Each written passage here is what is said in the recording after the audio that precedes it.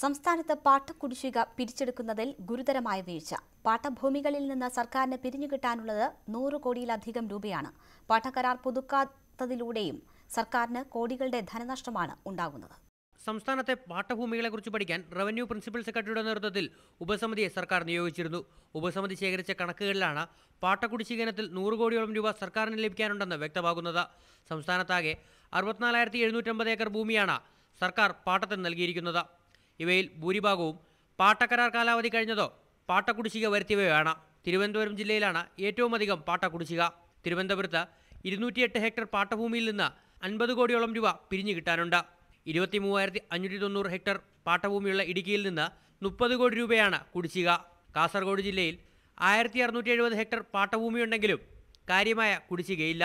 പാട്ടകാലാവധി കഴിഞ്ഞ് 42 വർഷമായിട്ടും തിരിച്ചുപിടിക്കാത്ത ഭൂമിയും സംസ്ഥാനത്തുണ്ടെന്ന് പരിശോധനയിൽ വ്യക്തമായി. തോട്ടം മേഖലയിലാണ് പാട്ടക്കരാർ കാലാവധി പൂർത്തിയാക്കിയ ഭൂമിയിൽ ഏറെയും. കാലാവധി കഴിഞ്ഞ ഭൂമി തിരിച്ചുപിടിക്കണമെന്നാണ് സർക്കാർ നയമെന്ന് റവന്യൂ മന്ത്രി ഇ ചന്ദ്രശേഖരൻ ന്യൂസ് 18നോട് പറഞ്ഞു.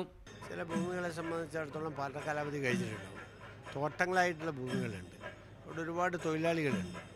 ആ സംവിധാനത്തെ പകരം വെക്കാൻ എന്ത് ചെയ്യണമെന്നുള്ളത് കൂടി ആലോചിക്കാതെ അത് ഏറ്റെടുക്കുകയും ആ തോട്ടം ഉടമകളെ പുറത്താക്കുകയും ചെയ്താലുള്ളൊരു പ്രശ്നമുണ്ട്. അതുകൊണ്ട് സൂക്ഷ്മമായ പരിശോധനയ്ക്ക് ശേഷം മാത്രം തീരുമാനിക്കാൻ കഴിയുന്ന കാര്യമാണ്.